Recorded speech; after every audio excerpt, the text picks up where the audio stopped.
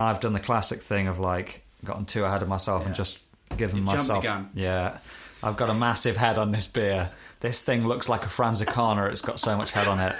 It's like Oktoberfest up in here. That'll go away. Yeah, give it time, mate. Mine looks... You know what mine looks like? What's it look like? A pint of Coca-Cola. It does, doesn't it? Which is... it's a very dark beer. God, very dark, but fizzy. I didn't expect that. What does it say on a... Just says traditional Scottish beer, dark in colour, light in taste. Oh, there we go. I mean, it is like fizzy, like a IPA or maybe not lager fizzy, but let's give it a go. So I've got the Razorback. This is the English Amber Craft Ale. That is interesting. And this is very straight down the line. Yeah, it's very like there aren't many defining qualities to this beer. It's lovely. It's just very not. It's just like straight ale. It's like straight. You know, if you were to try your first beer, a bit like Pedigree or something that's very like great, terrific, but it's like it's not particularly dark. It's not particularly light. It's not particularly hoppy. It's not particularly fizzy. It's just a nice middle of the road drinking ale. Yeah, it's and not going to blow your socks off. It's not going to stand out. But yeah, and I guess at 3.6, that's doing its job, right? That's just. This seems to me just like the pint when you first arrive at the pub. There are mates of mates there. You don't really know what you want. You just want a beer. You just want to fit in, chat, have a drink. This is going to do the job. Perfect. Yeah. How about the Scottish representation? I've had a couple of sips, and I want to like it more than I am. Okay. Wow. This might be a first for us. I mean, I'm going to drink the entire thing because it's not bad, and I'm not an animal. But so just for their own description of their beer, extremely drinkable. Struggling at the moment. Now, what that means is it is drinkable, but it's just. I think you need a taste of this because for me it tastes watered down. Right. Okay.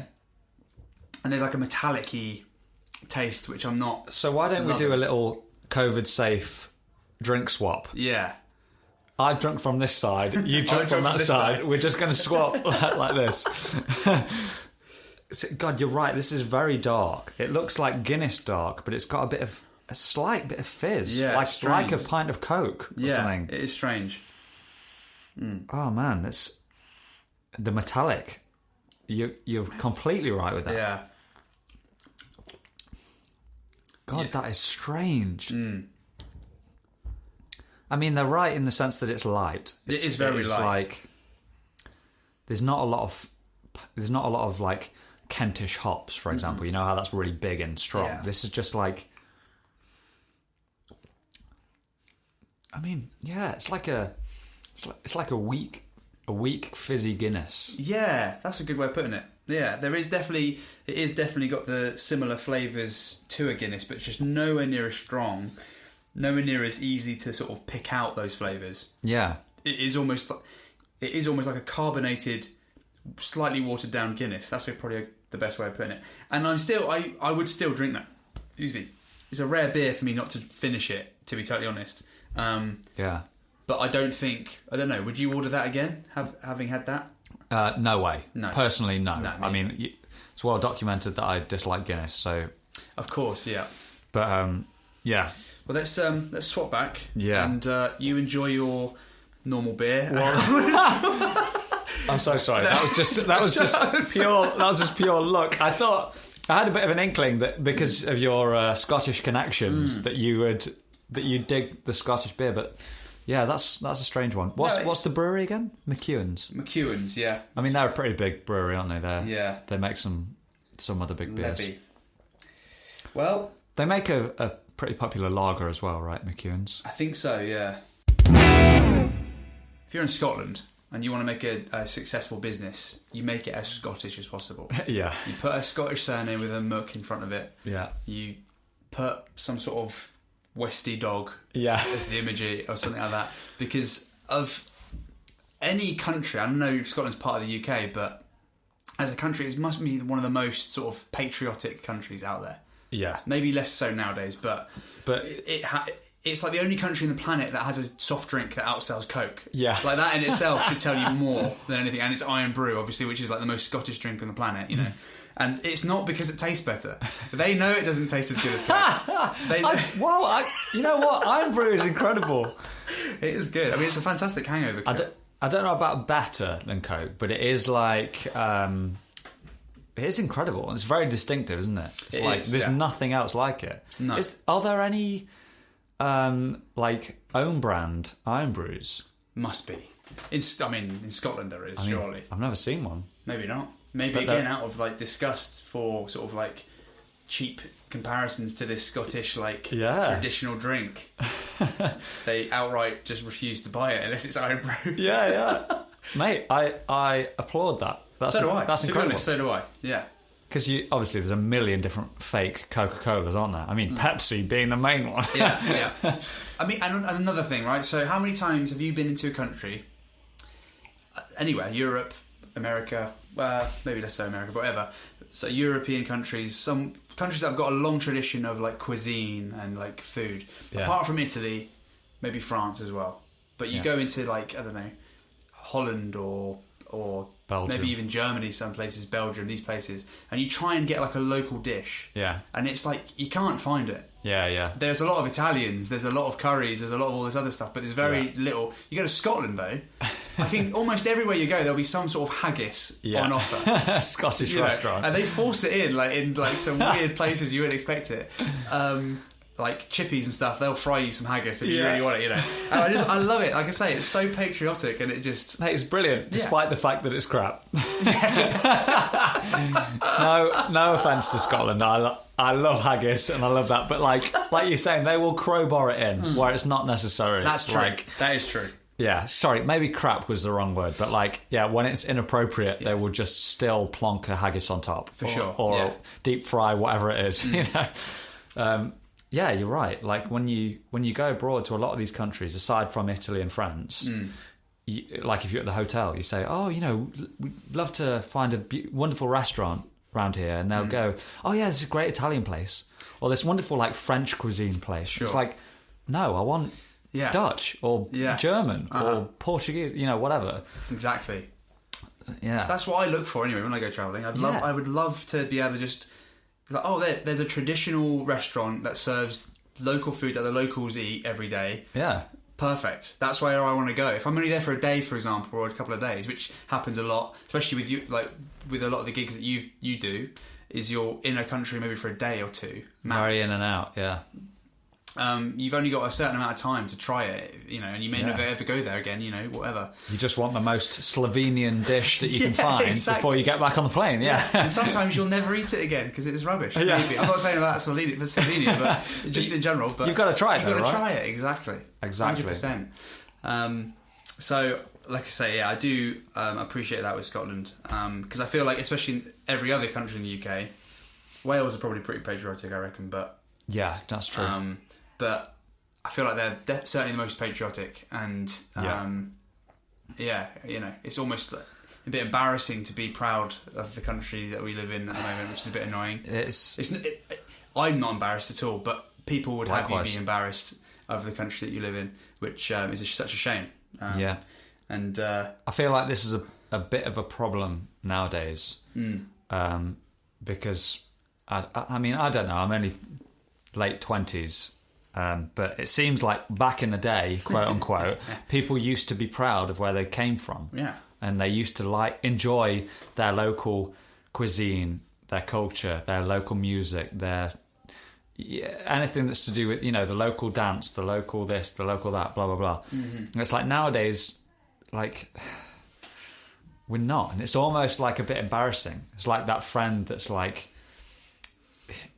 You know, you might have one friend that's just like really religious, and it's like, okay, great, they're really into that one religion, but it's like they seem a bit like an outsider. Yeah, you know, and they're just because they just like this religion that they follow, for example.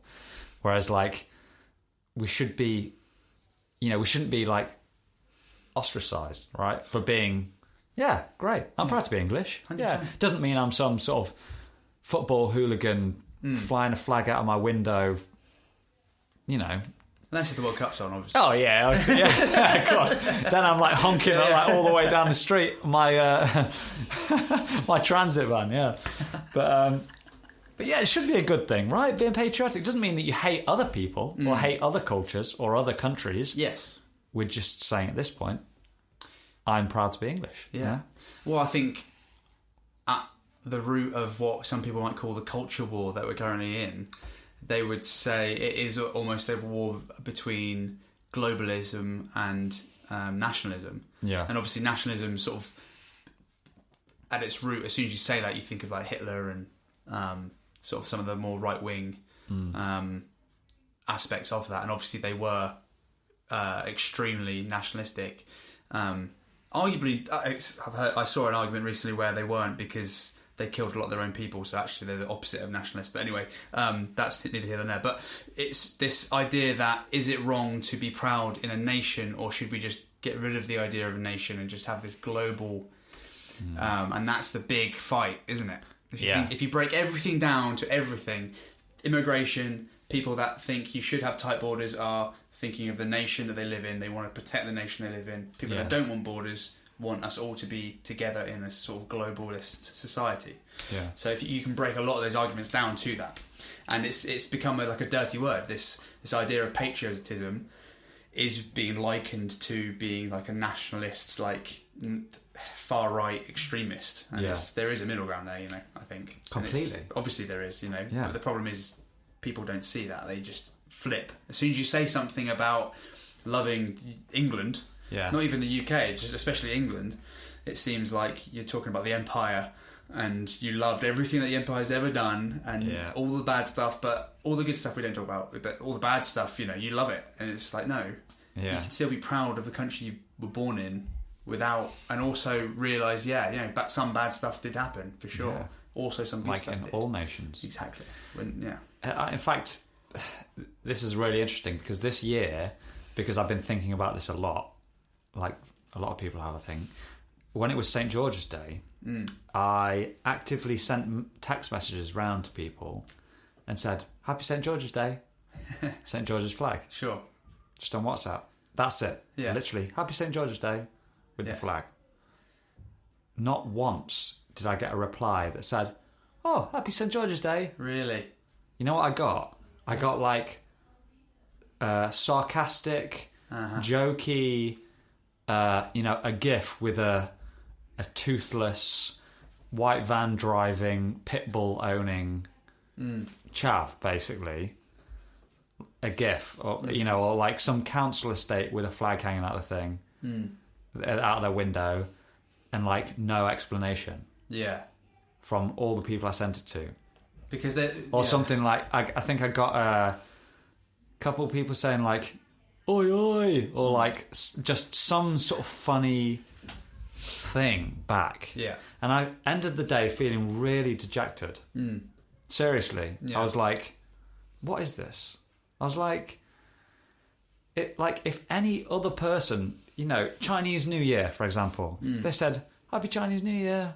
What? Imagine just going, I don't know, imagine doing anything Some sort of stereotypical gif of a Chinese person. Yeah, imagine doing anything other than saying, oh, Happy Chinese New Year, have a good night. Yeah. What are you doing this weekend? Yeah. Blah, blah, blah, something like that. And I was just, that's the end of my story. I was just really annoyed. And I was just like, nobody can take it seriously. Nobody can just go, Happy St. George's Day. Yeah. England, great. No one can almost say England now without going, oh yeah, I live in Britain, UK. Yeah. Like they always like skate over the England bit. Yeah. For whatever reason, everyone's been sort of, I don't know if brainwashed is the right word, but like conditioned into just not liking England, or just like 100%. Dumbing it down, or like being aggressive towards it, or and I just, that little test this year, I thought, I didn't get one reply that was good. Really? Which was really disheartening. Mate. Yeah. That is a shame. Yeah, I don't know where the turn was. Maybe it was before we were sort of like cognizant of politics and stuff. Maybe it was way before that. But there obviously must have been a turning point where it became taboo